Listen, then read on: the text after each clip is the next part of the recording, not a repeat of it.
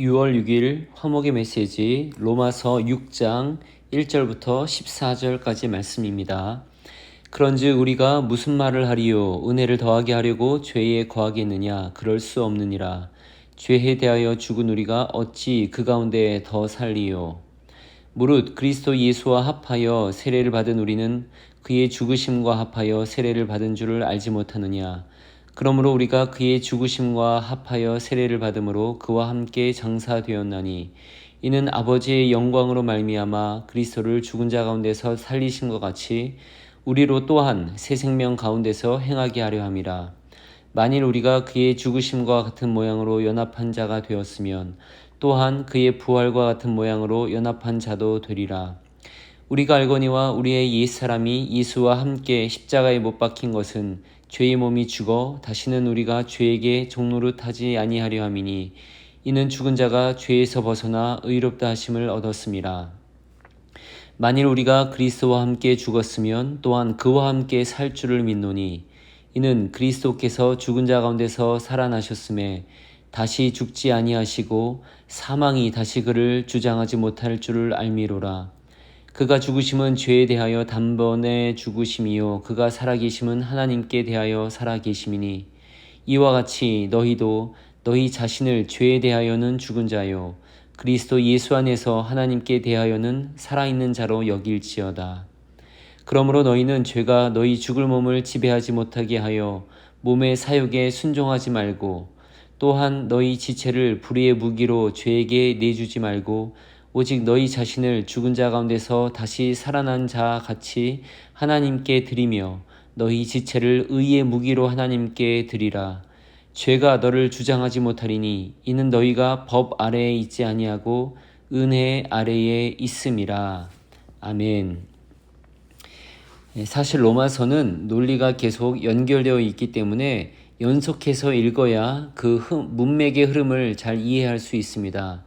오늘 본문도 역시 앞부분의 맥락을 알아야지 깊이 있게 이해할 수 있습니다. 그렇지만 오늘 본문의 내용 중 가장 중요하게 여기는 것에 대해 집중하여 말씀을 나누겠습니다. 오늘 본문에서 가장 중요한 구절은 2절에 나옵니다. 우리가 죄에 대하여 죽었다라는 선언입니다. 이 선언을 중심으로 본문의 내용들이 전개가 됩니다. 바울은 로마서의 앞부분에서 모든 사람이 유대인이나 이방인이나 모두가 다 죄 아래 있다고 선언한 바 있습니다. 율법의 행위로 의롭다함을 받을 사람이 없었습니다. 그러나 하나님의 의가 나타나는데 그분이 바로 예수 그리스도입니다. 그리고 바울은 선포했습니다. 그리스도 예수 안에 있는 성령으로 말미암아 하나님의 은혜로 값없이 의롭다함을 받았느니라. 그렇게 믿음으로 의롭다함을 받았기 때문에 우리가 죄에 대하여 죽었다라고 선언할 수 있습니다. 그런데 죄에 대하여 죽었다라는 그 말의 정확한 의미가 중요한데 이에 대해서 몇몇 오해가 있고 그것에 대해서 바로 잡는 생각을 팀 켈러 목사님이 잘 정리해 놓았습니다. 첫째로 죄에 대해서 죽었다는 말은 우리가 더 이상 죄를 짓지 않고 죄가 우리에게 아무 영향을 끼치지 못한다는 말은 아닙니다. 오늘 본문 12절부터의 내용들을 보면 죄의 지배를 당하지 말고 죄에 복종하지 말라고 말합니다. 죄가 여전히 어떤 영향력을 주고 있음을 보여줍니다. 두 번째로 죄에 대해서 죽었다는 말은 우리가 죽어야만 한다, 앞으로 그러지 말아야 한다, 그 말이 아닙니다. 우리가 죄에 대해 죽었다라고 단언하고 있습니다. 셋째, 죄로부터 우리가 서서히 떠나간다는 말도 아닙니다. 여기서 우리가 죽었다 했을 때의 죽은이라는 동사의 시제는 부정동사로 한 번에 이루어진 과거의 단독 행위를 가르칩니다. 죄에 대해 서서히 죽어간다가 아니라 죄에 대해 분명히 죽었다라는 선포입니다. 바른 이해는 이렇습니다. 죄에 대해서 죽었다는 말의 바른 의미는 당신이 우리가 그리스도인이 되는 순간 더 이상 죄의 지배, 곧 그 세력 아래에 있지 않는다는 말입니다. 로마서 5장에서 죄가 왕노릇한 것 같이 은혜도 왕노릇하였다고 했습니다. 죄가 여전히 어떤 영향력을 갖고 있지만 더 이상 우리를 완전히 지배하지 못하고 우리에게 명령하지 못합니다. 이전에 한번 말씀드린 적이 있는데 중요한 이야기이기 때문에 다시 말씀드립니다. 마치 나라가 그 전쟁하는 것에 비유할 수가 있습니다. 적군이 한 나라를 완전히 장악을 했습니다. 그렇지만 아군이 잘 싸워서 나라를 다시 되찾고 적국은 퇴각했습니다. 그러나 여전히 일부 적군들이 산속에 숨어 있습니다. 남아 있습니다. 이들은 다시 권력을 잡지는 못하지만 여전히 어떤 지역에 혼란을 일으킬 여지는 남아 있습니다. 이처럼 죄에 대해 죽었다는 말은 죄가 더 이상 없다거나 영향을 전혀 끼치지 못한다는 말은 아닙니다. 하지만 그것이 그리스도인에게 명령하지 못하고 그리스도인을 완전히 지배하지 못합니다.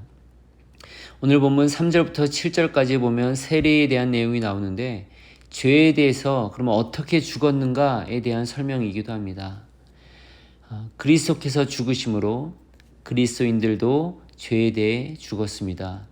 그리고 그리스도께서 부활하신 것과 같이 그리스도인들은 그리스도와 연합함으로 새 생명에 이르고 더 이상 죄 가운데 살지 않는다는 말입니다. 바울은 11절에서 선포합니다. 이와 같이 너희도 너희 자신을 죄에 대하여는 죽은 자요 그리스도 예수 안에서 하나님께 대하여는 살아있는 자로 여길지어다. 다시 정리하자면 오늘 본문에서 꼭 기억해야 될 것은 우리가 죄에 대해 죽었다라는 선포입니다. 여전히 우리는 죄를 짓기도 하고 죄의 영향을 받기도 합니다. 하지만 죄에 대해 절대적인 그러한 지배를 받지 않습니다. 최종 승리는 결정이 이미 난 것이고 죄는 부분적인 영향을 주는 것입니다. 바울은 12절에서 13절까지 해서 구체적으로 권면합니다. 죄가 너희 몸을 지배하지 못하게 하고 너희 지체를 의의 무기로 하나님께 드리라. 그리고 14절 마지막 절에서 다시 말씀합니다. 죄가 너희를 주장하지 못한다. 왜냐하면 너희가 법 아래에 있지 아니하고 은혜 아래에 있기 때문이다. 우리는 은혜 아래에 있습니다. 소나기가 세게 내리쳐도 넓은 지붕 아래에 있으면 젖지 않습니다. 죄의 유혹과 공격이 쏟아져 내린다 해도 하나님의 은혜 아래에 있으면 안전합니다. 하나님은 그 은혜로 우리에게 믿음을 주셨고 그 믿음으로 의롭다함을 얻게 하셨습니다. 이제 우리는 죄의 영향력이 아니라 은혜 안에 살아갑니다. 하나님의 그 은혜에 감사하며 의롭다함을 받은 자답게 그렇게 믿음으로 오늘을 살아내야 하겠습니다. 은혜 아니면 찬양 붙여드립니다.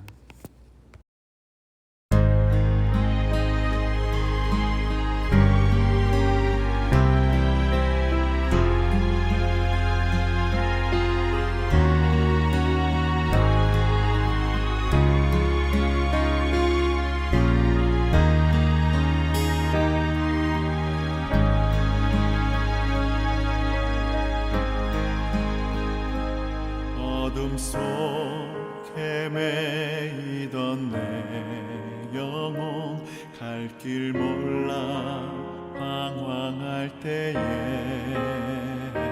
주의 십자가 영광의 그 빛이 나를 향해 비추어 주셨네. 주홍빛보다 더 붉은 내 죄 그리스도의 피로 씻기어 완전한 사랑 주님의 은혜로 새 생명 주께 얻었네. 은혜 아니면 나서지 못하네. 십자가의 그 사랑 능력 아니면 나서지 못하네.